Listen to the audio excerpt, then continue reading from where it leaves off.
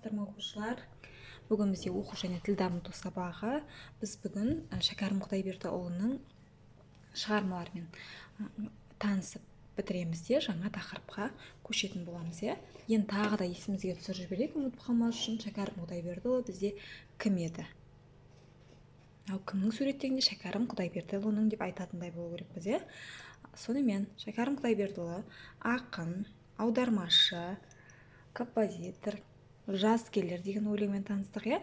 Жаз мезгілінің жайма шуақ адамдарға соншама көңіл сыйлайтынын білдіреді екен.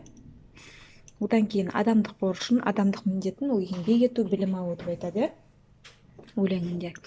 Одан кейін ақылшыл торғай деп адамдарды өткен іске өкінбеуге, қайғыны адам өз бойында сақтамауға кеңес береді екен. Ол 1858-1931 жылдар аралығында өмір сүрген екен, және біз оның «Бостандық таң атты» деген өлеңін мен таныстық. «Бостандық таң атты» өлеңінде ол тәуелсіз ел болдық, енді ешкімге бағынбаймыз, сондықтан барынша өтірік өсек, жалқаулық, еріншектікті тастап, өнерге, еңбекке, білімге ұмтылайық деп жастарды шақырған екен. Жақсы, енді есімізде қалады деп ойлаймын. Енді жаңа тақырып.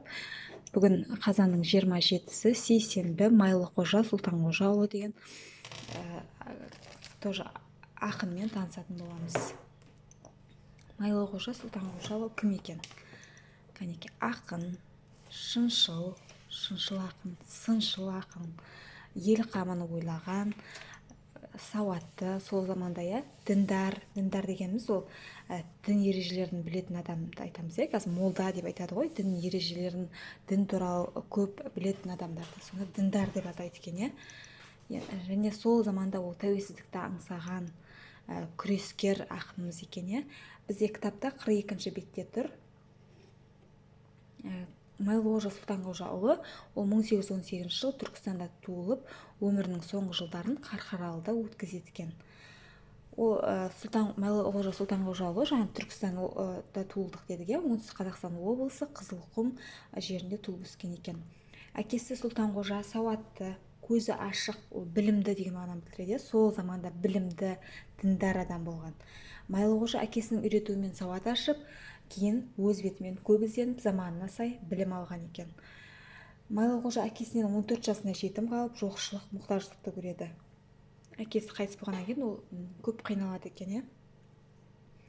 Ержетекел жаттап өлең айтып, өнер жолына түсу арқылы елге танылды. Майлықожа Сұлтанқожаұлы өлеңдерін ауызша шығарған. Ол кезде жазбаша деген аз болған, және сондықтан ол ауызша тек сол жерде шығарып отырған екен. Өзі жазып қалдырған мұралары да кездеседі. Майлықожаның әдеби мұрасын жанры мен мазмұнына қарай бірнеше тақырыптарға бөлуге болады. Ол тек бір жанрда немесе бір мазмұнда шығарған жоқ, әртүрлі жанрда, әртүрлі тақырыптарда өлеңдерін шығарған екен. Енді бүгін біз оның «Толғау» деген өлеңін танысамыз. Жаңа сөздер жазып аламыз. Жаңа айттық, әкесі көзі ашық адам болған дейді. Ол білімді деген мағынаны білдіреді. Мұқтаждық, әкесі 14 жасында қайтыс болғаннан кейін мұқтаждық көрдік деді. Ол көп қиналған. Ал діндар адам, ол дін ережелерін білетін адам. Әкесі діндар адам болғасын, баласына да солай дін ережелерін үйретіп кеткен екен. Одан кейін толғаудың ішіне кездеседі. Ыбырат деген сөз үлгі алады деген мағынаны білдіреді. Бөседі, артық мақтану деген мағынаны білдіреді екен. Бұлар бізде көп қолданбаймыз, сондықтан ұмытып қалуымыз мүмкін. Мінекей мағынасын ашып көрсеттік. Енді толғауды оқиын. Толғау. Тәрбиелі ер жігіт жақсыдан ыбырат алады. Жаңа не дедік? Ыбырат үлгі алады. Ерінбей еңбек еткеннің еңбегі дейді жанады. Тәрбиелі жігіт әрқашанда жақсы адамдардан, жақсы істерден үлгі алады. Ерінбей еңбек еткеннің еңбегі дейді жанады. Айтамыз, ерінбей еңбек етсең, үлкен жетістікке, үлкен табысқа кенелесің деп соны айтады. Жақсы болып өседі, осылай қазақ бөседі. Жаман сөйлер халықтан бастағы мінін жасырар. Қазақ халқының мақтаншақтығын айтады. Бұл жерде жақсы сөйлер халыққа қызметін, жаман сөйлер халықтан бастағы мінін жасырар. Жақсы сөйлер халыққа қызметін асырар. Жаман сөйлесе, оның жаңағыдай мінін жасырып, ал жақсы сөйлейтін адамдарға, олар жаңағыдай жақсылық жасаған адамдарға олар да сәйкесінше жақсы қызмет жасайтынын айтады. Ақылсыздықтың белгісі ұйқы, өтірік, жалқаулық, талап, білім, еңбексіз, қалайша өмір сүрмексіз. Ол ақылсыз адамның белгісі дейді, ақылсыз адамның қылықтары әрдайым ұйқыны сылтаурату, өтірік айту, жалқаулық екен, ал талап, білім, еңбексіз, қалайша өмір сүрмексіз. Өмірде білімің немесе сол білімге құштарлық, талабың болмаса, еңбектенбесең, онда қалай өмір сүрмексің дейді. Осыларды айтқан Майлы ақынның өсиеті дейді. Бұл Майлы Қожаның толғауы. Толғаудан бұл үзінді, сондықтан кейбір өлең жолдары сәйкес келмей жатыр. Қысқартып қана сіздерге берген. Жалпы өлеңнің мақсаты тәрбиелі адамдар, олар жақсы істерді әрқашанда адамның бойындағы жақсылықты көреді, жақсы істерден үлгі алады дейді. Ал үнемі еңбек етсең, сен міндетті түрде табысқа кенелесің дейді. Жалпы қазақ халқын өзінің мақтаншақ екенін білдіреді. Сонымен қатар ол қазақ қасындағы адам жаман сөйлеп жатса, мінін жасыруға тырысады. Жақсылық жасап жатса, оны асырып мақтауға және оған да жақсы қызмет етуге асығатынын, осы бір қазақтың бір мінезін айтады.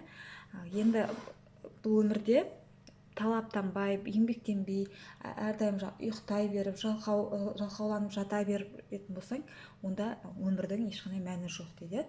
Осылай Майлы Қожа әрқашан сол кездегі ақындарды тыңдасақ, оқып келе жатыр ғой, Шәкәрім Құдайбердіұлы, Майлы Қожа, Сұлтан Қожаұлын, барлығы да олар ақылсыз жаман қасиеттерден аулақ болыңдар, жақсылыққа үйреніңдер деп айтып кеткен екен. Олар сол заманда да білім беретін мектеп болмағанмен, әкелерінен, молдалардан білім алып, басқа тілдерді үйренуге олардың талабы, өмірге талабы деген биік болған. Соны білдіреді. Енді бұл толғау түсінікті деп ойлаймын, балалар. Кітапта 42-43 бет оқимыз, Майлы Қожа, Сұлтан Қожаұлымен толғауды оқимыз, және мынандай тапсырма сіздерге. Жақсы қасиеттер, өлеңге қандай жақсы қасиеттерді көрсетеді? Жаңа айтып өттім, жаман қасиеттер қатарын толтырамыз. Сызба бойынша өлеңді мұқият оқысаңдар, жақсы қасиеттер мен жаман қасиеттерді толтырып жазуға болады. Балалар, кері байланыс күтемін. Сау болыңыздар.